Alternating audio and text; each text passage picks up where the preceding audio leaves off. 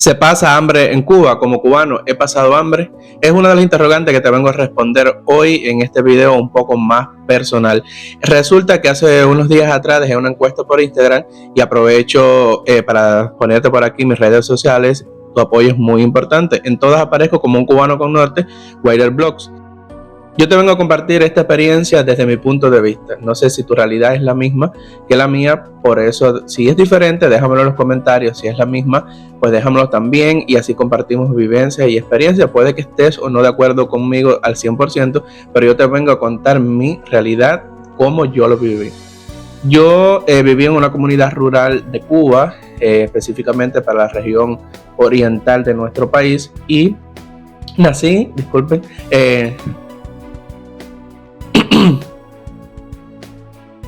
yo nací en el año 1991, en el pleno periodo especial. Este periodo especial fue un momento muy difícil de Cuba. Realmente, siendo honesto, Cuba siempre, yo tengo 35 años, voy a cumplir en el mes de abril, y realmente nunca he visto que Cuba ha sido próspera. No, las personas que vivieron años anteriores sí refieren que en algún momento, cuando aún dependía de la Unión Soviética, había una mejoría, pero ahora les voy a poner en contexto con un pequeño videito. 1989, con el fin de la Guerra Fría y la disolución de la URSS, Cuba perdió cerca del 80% de sus importaciones y exportaciones. Esto marcó el inicio de una profunda crisis económica que afectó todos los aspectos de la vida en la isla. El golpe fue devastador para las principales industrias de Cuba. La producción azucarera, base de la economía cubana, cayó drásticamente debido a la falta de petróleo y repuestos para la maquinaria. Las fábricas se paralizaron y las exportaciones prácticamente se detuvieron. El transporte también colapsó. La escasez de combustible hizo que los cubanos tuvieran que recurrir a bicicletas y transportes improvisados. Además, la industria eléctrica sufrió apagones frecuentes, conocidos como apagones programados, que podían durar hasta 12 horas diarias. Para enfrentar la crisis alimentaria, el gobierno implementó medidas como las becas en el campo. Estudiantes y jóvenes fueron enviados a trabajar en zonas rurales para apoyar la agricultura, mientras vivían en condiciones extremadamente precarias. Muchos lo recuerdan como un periodo de sacrificio forzado. En las ciudades, la falta de alimentos básicos llevó a que la dieta de muchos cubanos se limitara a productos como arroz, frijoles y, en ocasiones, alimentos improvisados. ¿Cómo recuerda usted el periodo especial? Bueno, yo recuerdo, lo único que puedo recordar del periodo especial, lo que pasamos, esas necesidades, comiendo sin grasa, máximamente comiendo con grasa de coco, comiendo harina, comprando harina de maíz para poder comer, porque no había nada. ¿Con qué usted lavaba en ese tiempo? Lavábamos sin jabón y salíamos por ahí me acuerdo por allá cerca de Lesir a coger mata. Con la desaparición del campo socialista, la economía cubana perdió las facilidades para el abastecimiento de alimentos, tecnologías e insumos. Llegó el momento que una libra de arroz la cobraban a 30 pesos, a 30 y pico pesos, donde no la podíamos, muchas personas no lo pudimos comprar. Hacíamos carbón, cuando no había electricidad se cocinaba con carbón y todas esas cosas. La parte más difícil fue la alimentación y el calzado. Por los CR, que no nos da un par de zapatos para la cuarentena, y hay veces que hasta fajazón se formaba, porque entonces todo el mundo necesitaba el par de zapatos ese, pero no había. Dentro del clima social reinante, se produjo un aumento de la desigualdad social, lo cual contribuyó a la transformación de valores, aumentando el individualismo, la competencia entre las personas y promoviendo males sociales en determinados sectores de la población. Antes no era como son ahora, porque ahora tú llamas a un niño como te está explicando tu compañero y te dicen horrores, se cagan tu madre, te dicen horrores. Los cubanos pasaron una prueba difícil en tiempo de paz. Una vez puesto en contexto de qué se trata este periodo especial, pues muchos de mis seguidores no son cubanos y no tienen por qué saberlo. Te diré que yo nací en ese pleno periodo especial donde no había prácticamente nada que comer. Según yo no tengo memoria porque era muy pequeño, lógicamente, y entonces mi mamá, si me recuerda, me hace anécdotas y otras personas del barrio también hacen sus historias y realmente no había prácticamente nada que comer. Imagínate vivir en un lugar donde no exista un mercado, una tienda, donde tú puedas ir a comprar un alimento, donde no vendían ni ropa ni zapatos, no había prácticamente nada, ni con qué bañarse. Entonces, dice mi mamá que aparecía una latica de leche condensada de arroz, ella lo hacía, yo no dejaba que me embutieran, o sea, que me dieran mi alimento, y realmente dice que comía a puñado y era más lo que botaba que lo que comía. Y así, dice que ella con un hambre que no podía más, su boca echa agua como por un poquito de arroz blanco. Y realmente dice que sí, ella pasó mucha hambre, que nosotros, mi hermana y yo no, pero ella y mi papá sí. Mi papá siempre trabajó bastante, es un hombre muy luchador y siempre buscó qué comer, pero realmente en una situación tan difícil era imposible de dónde sacar. Ella no comía calabaza, le daba mucho asco. Realmente yo creo que yo heredé eso realmente porque yo no me gusta la calabaza. Y dice que lo único que había era calabaza en la casa con manteca de cerdo. Ya ella veía a mi papá comer y comer y que ella no lo podía comer y era lo único que había, hasta que un día ya no pudo más y le dijo, dame, le iba a decir el nombre de mi papá, pero bueno, no viene al caso ahora. Fulanito, como decimos en Cuba, dame un trozo de calabaza porque ya no puedo más. Como la situación era tan difícil, le dijo a mi papá que se fueran, que buscaran un futuro mejor, y entonces fueron para un lugar aún más intrincado en las montañas donde no había ni luz eléctrica, y entonces se fueron para donde era originaria mi mamá, de donde ella creció, y ahí sí había más cultivos, más siembra, posibilidad de trabajar por comida, así como el trueque, igual que la comunidad primitiva, de esa misma forma. Entonces mi papá, como era un hombre, siempre ha sido un hombre fuerte y muy inteligente, rápidamente llegó y entonces el esposo de mi abuela para ese entonces le prestó una casa. Había como, nosotros hicimos un cañado que es como un pequeño río y era fértil ese lugar, pero era vegetación, vamos a decir, virgen. Ahí había mucha maleza, muchos troncos de árboles cortados, y él poco a poco trabajó, como decimos en Cuba, como un tractor, como un mul, para lograr condicionar un pedazo de tierra, como nosotros decimos en Cuba, un lote o un paño de tierra, como usted lo conozca, y ahí empezar a cultivar. Trabajaba, en ese momento se decía que era una granja, que era como decir una asociación de tierras que trabajaban personas, hoy en Cuba se le conoce como cooperativas, y ahí pues trabajaba, lo pusieron al frente de un grupo de personas también, y trabajaba por comida. Entonces ya realmente sí empezamos ya a mejorar la parte económica y la parte alimenticia. No solo sirvió para que nosotros tuviéramos una mejor vida, sino también para que el resto de mi familia pudiera ir hasta ese lugar, buscar comida, frijoles, boniatos, o sea, viandas, hortalizas, la parte, y también, por supuesto, como ya había un excedente, se podía criar, o sea, tener animales sueltos, cerdos, gallinas, etcétera. Entonces ya mejoramos esa parte.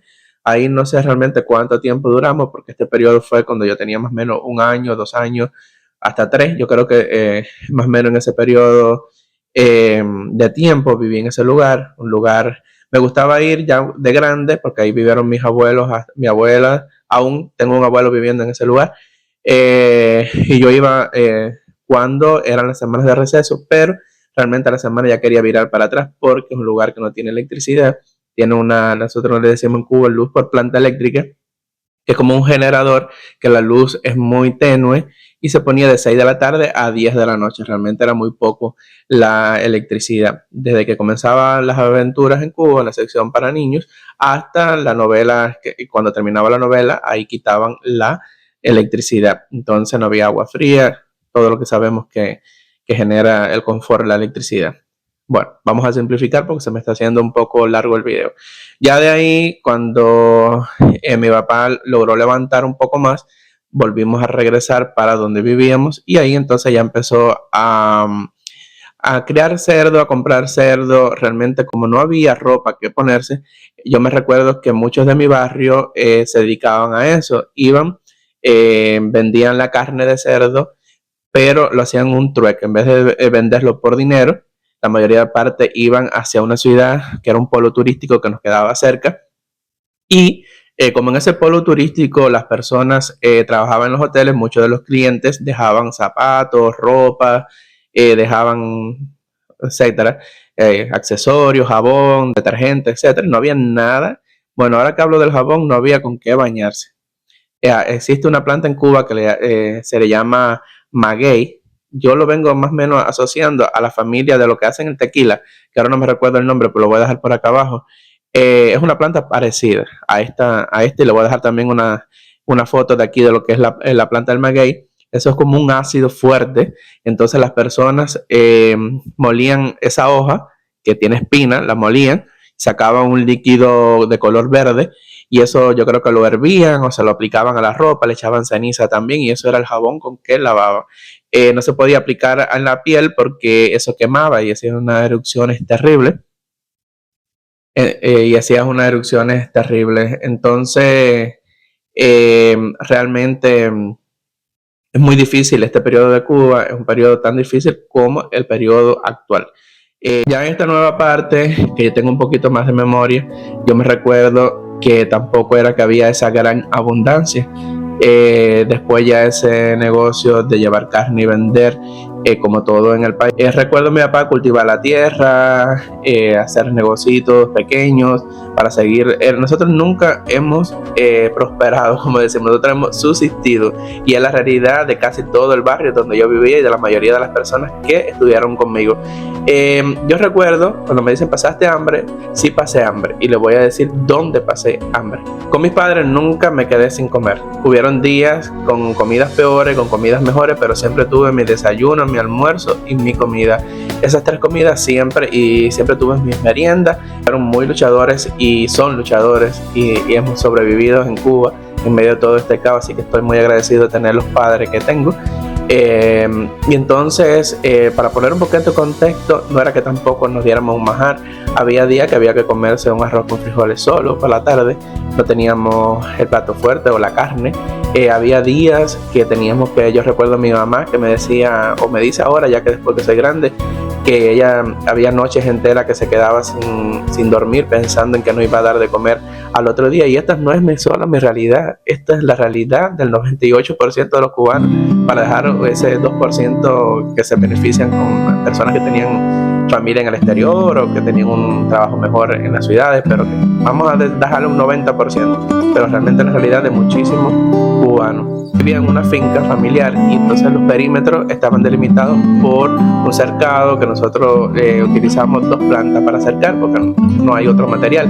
Una planta que la conocíamos como maya, le voy a dejar una imagen por aquí, no sé cómo la conocen en su país, y otra que se llama cardona, que es tipo un cactus, y la maya también es espinoso.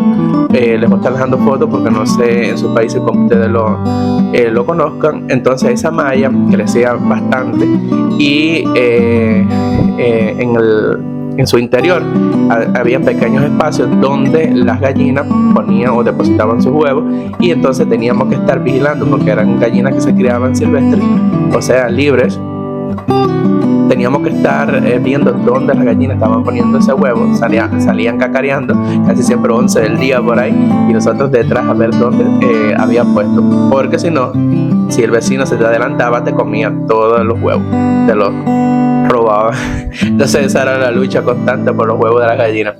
Y había días que te encontrabas la gallina con 2 huevitos, con 3 huevitos, y siempre había que dejarle uno para que siguiera poniendo. Entonces no daba para todas las personas de la familia. ¿Qué se hacía? Pues bueno, se hacía un revoltillo con tomate, con col, o la harina esta que se utiliza para hacer la masa del pan. Se le echaba algunos condimentos naturales, se le depositaba un huevito o dos y se hacían unas frituras y con eso comía, que era uno de los días más felices para mí porque me encantaba. También se hacían frituras del plátano maduro, pero ¿qué pasa? En ese periodo tampoco era muy fácil adquirir el aceite. Entonces el aceite para cocinar había que utilizar goteros para echarle la comida. Recientemente fue el Día de la Mujer y quiero resaltar el valor de la mujer cubana y de estas madres cubanas que luchan día a día por llevarle un plato de comida a sus hijos. Las madres son heroicas, nuestros padres igual, pero esas madres generalmente con ese instinto maternal siempre nos cuidan muchísimo.